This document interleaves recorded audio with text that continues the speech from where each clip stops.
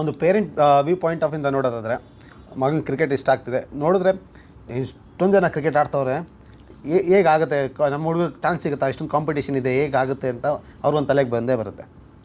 So easy ಅಂತೂ ಇರೋಲ್ಲ, but ಅವ್ರ ಪಾಯಿಂಟ್ ಆಫ್ ಇಂದ ಹೇಳೋದಾದರೆ ನೀವು ಏನು ಹೇಳ್ಬೋದು, ಏನು ಎಕ್ಸ್ಪ್ಲೇನ್ ಮಾಡ್ಬೋದು? ಒಂದು ಓದೋದು ಇರಲೇಬೇಕು ಜೊತೆಗೆ, ಆಬ್ವಿಯಸ್ಲಿ.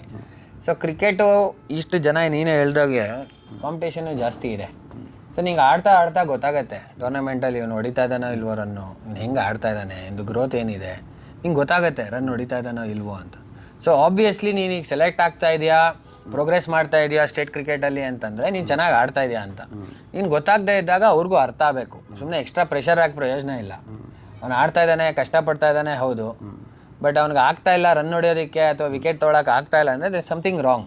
ಐದರ್ ನೀನು ಒಳ್ಳೆ ಕೋಚಸ್ ಕಡೆ ಹೋಗಬೇಕು, ಅವ್ರ ಹತ್ರ ಹೇಳಿಸ್ಕೊಂಡು ಸ್ಪೆಷಲಿಸ್ಟ್ ಕ್ಯಾಂಪ್ಗಳಿಗೆ ಹೋಗಿ ಅವ್ರ ಹತ್ರ ಹೇಳಿಸ್ಕೊಂಡು ಬಂದು ಮತ್ತು ಇನ್ನೊಂದು 2 ವರ್ಷ ಟ್ರೈ ಮಾಡೋದು ಹೆಂಗೆ ನಡೀತಾ ಇದೆ ಅಂತ. ಹಂಗೂ ಆಗಲಿಲ್ವಾ, ಸೈಡ್ ಬೈ ಸೈಡ್ ಸ್ಟಡೀಸ್ ಇದ್ದೇ ಇರುತ್ತೆ. ಆಮೇಲೆ ಬಿಡಲೇಬೇಕಾಗತ್ತೆ ಇವೆಂಚುಲಿ. ಎಲ್ಲರೂ ಆಡ್ತಾನೆ ಇರೋಕ್ಕಾಗಲ್ಲ ರಿಸಲ್ಟ್ ಬರಲಿಲ್ಲ ಅಂದ್ರೂ.